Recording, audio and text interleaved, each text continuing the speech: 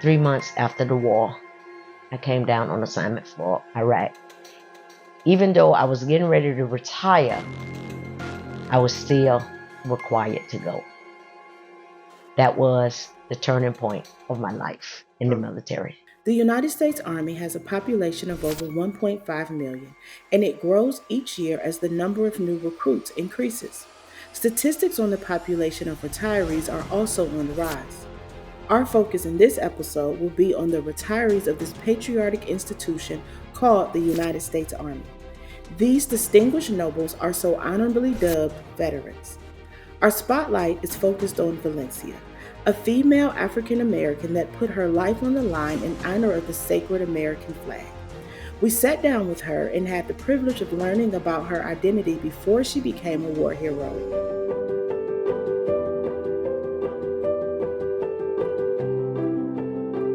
My name is Valencia Scott, and I am originally a Florida native from Miami. I'm a sibling of 10 siblings. I'm number 9, 7 brothers, 3 sisters.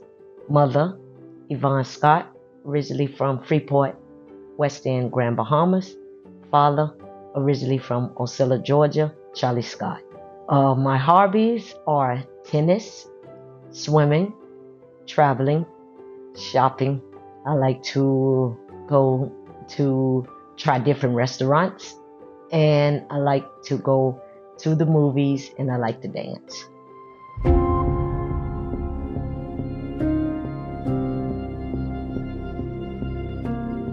As a young woman, Valencia had no interest in college. My mother was very adamant that I was going to college. I wasn't going to do it. I had my own agenda.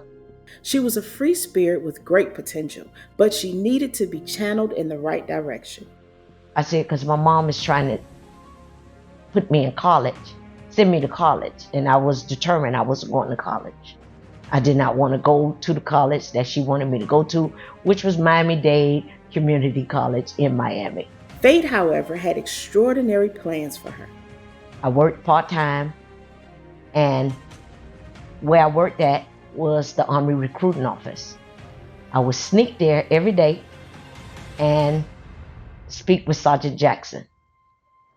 He was adamant that he saw something in me that I didn't see in myself. When I took the ASVAB for the first time, I took it just to get out of class, just so I don't have to go to class. So I fell asleep on the entire ASVAB for 4 hours. She was one who many would consider strong-willed, which happened to be the perfect ingredient needed for what was to come. The ASVAB is the aptitude test that you have to take in order to join the military.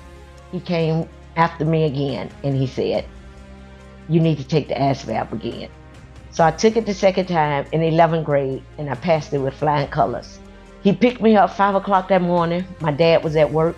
My mom answered the door, and that was a moment I'll never forget.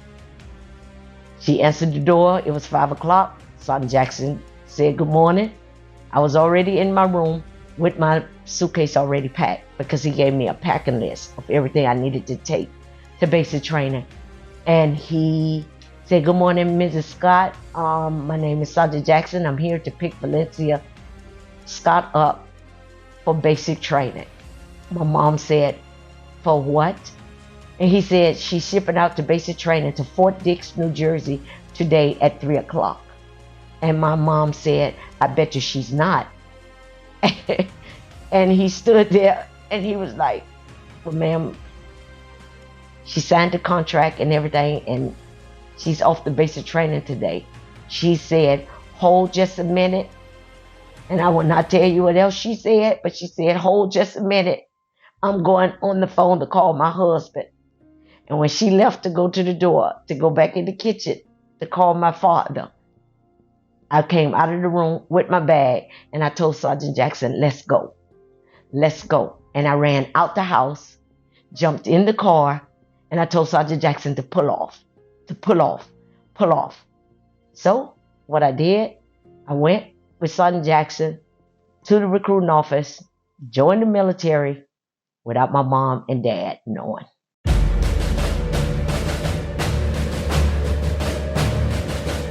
We took a trip together down memory lane where it all started, or rather, where it all culminated. Welcome to MacDrill Air Force Base, where over 50,000 young Americans call home for the duration of their military careers. This is also where Valencia spent most of her life in the Army.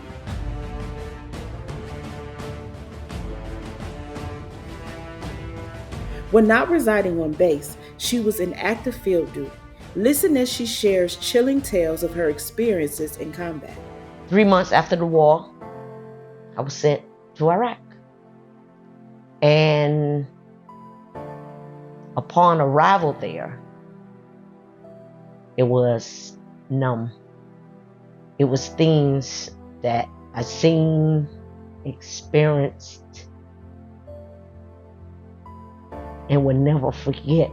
Dodging bullets, seeing death, and coming under attack, where I fell down a flight of steps. We were staying in Saddam's Sun Palace, Hudam, and we came under attack. When we were staying in Saddam's Sun's palace, and it was females, all females in that palace, and we was upstairs. Up on the upper floor. And when the tracers and the scuds and the bombs and everything comes in, we holler inbound on the way to the mess hall one morning.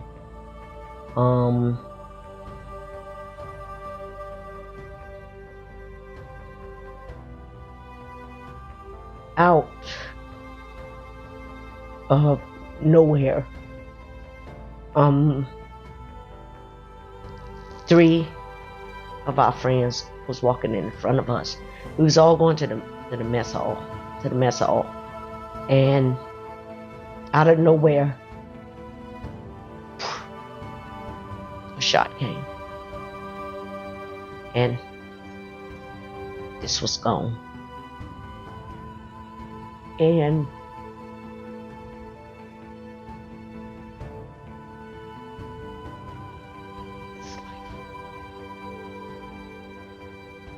life.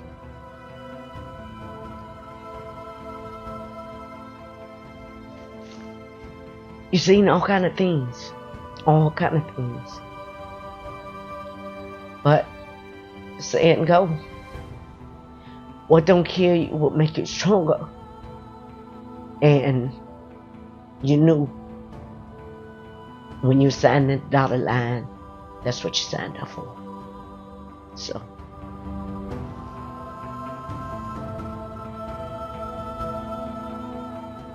Amid traumatizing trials and tribulations, there were, however, some positive aspects, as we learned in hearing about Valencia's many experiences traveling all over the world. Well, my first stop was Fort Dix, New Jersey, and that was basic training. From there, I went to Fort Jackson, South Carolina, for my administration course. From there, I went to Hunter Army Airfield in Savannah, Georgia, where I stayed there for 18 months. After completion of that tour, I left and went to Sinop, Izmir, Turkey.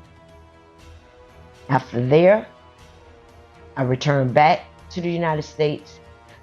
While I was in Turkey, I also went to Panama, and I also went to Honduras. I returned back to Fort Meade, Maryland, up in Maryland. After Maryland, I went back to Fort Dix. After Fort Dix, again, I went to Korea. After Korea, Atlanta, MEPS, the Military Interest Processing Station, where I was then working to process all the candidates that was going in to the military. That was my job, processing them in to ship out the basic training.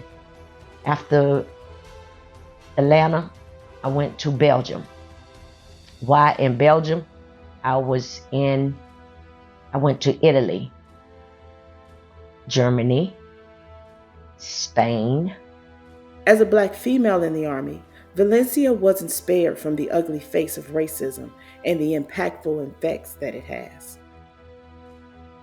You would think that things would be better, and I hope that they are getting better. But as a black female in the military, you have to really, really work harder, speak out more, and do not tolerate it. At Fort Dix, I was a private first class, working at our orderly room. Our orderly room is our admin section, where I did all the HR. It was this colonel, Caucasian. He didn't like me. Didn't like me at all. One, because I was very outspoken. Two, I knew my job, and everybody came to me for assistance, for help. I did all the paperwork. I did whatever, even my commander and my first sergeant. Just because you have the rank, you have to always have the respect.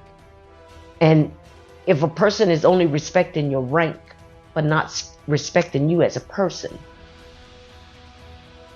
what are you here for? He was more of a colonel that you respect my rank and do as I say and don't question me. And baby, I was his target. I was his target so bad till this man sent me to Honduras. Up and sent me to Honduras for 6 months. Fate would also serve up a romantic positive that gave Valencia a reason to stay. Love was in the air as she crossed paths with her husband Ricky, who was also in the military, and their blossoming union began.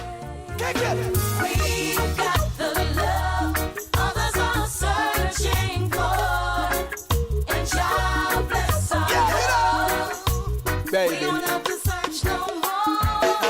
Well, I went to Italy for TDY. TDY means you go to a military base and you go there for 6 months to a year because you're on a special assignment. We was going in the PX a lot, and we was going to the post office a lot. Well, my love was working in the post office. He had just retired and he was working in the post office. Well, every time I come to the post office, he would come from in the back and always come to the front counter, just to stare at me. And I'm like, this was going on for days. Then it got to a point to where when we pull up to the PX to go shopping, he would leave his job and come out the side door and follow us around in the PX like a stalker. And I had a friend that was from Miami that worked with him, and that was his best friend, who was also Shabri's, my daughter's godfather.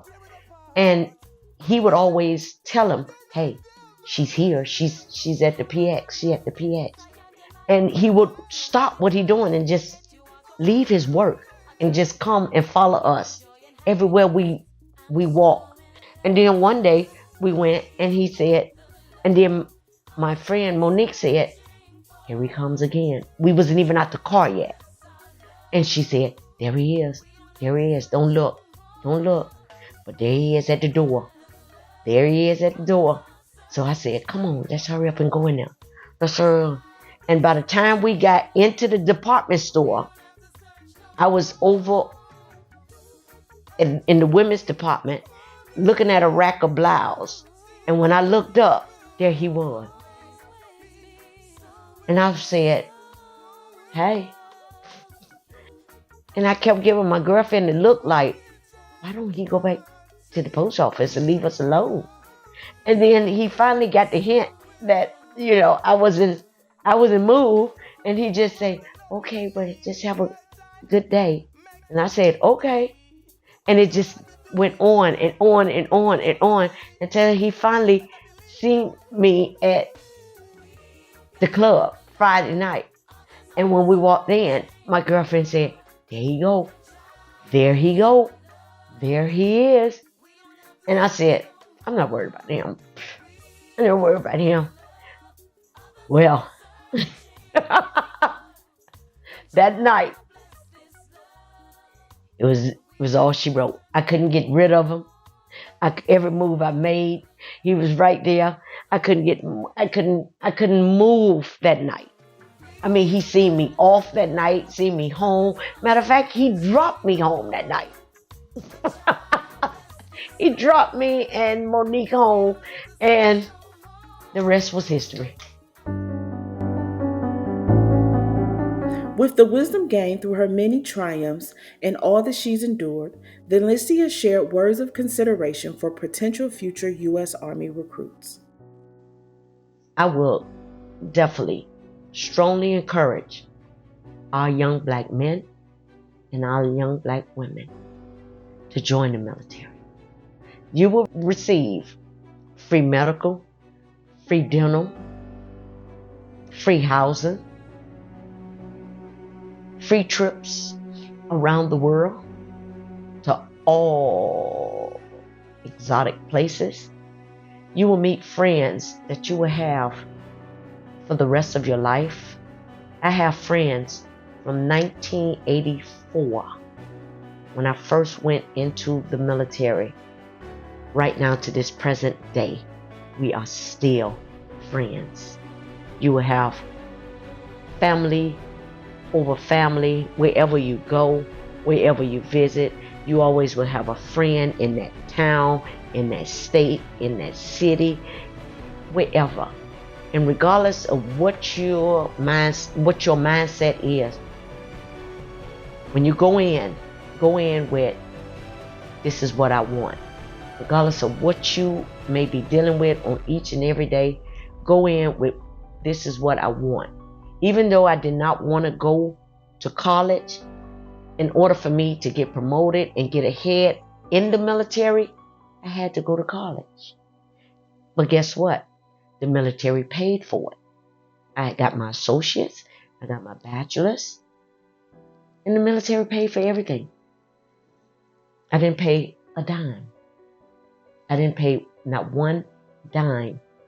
As our conversation came to a close, Valencia expressed a heartfelt message of encouragement to her fellow veterans. Those that have served before me, those that have served with me, and those that are still serving, there is a light at the end of the tunnel. And that light shines bright when you get that title, retired. That's a beautiful title to have after serving 20 years. It's a beautiful title. No one could take that title from you. No one could take your benefits from you. And whatever you're dealing with VA, the veterans part of life, keep fighting. Don't give up.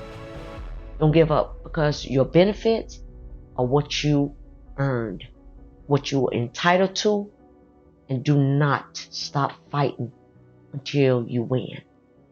Her story and the others that we'll explore serve as a reminder to all of us of the love, compassion, and honor these unsung heroes deserve.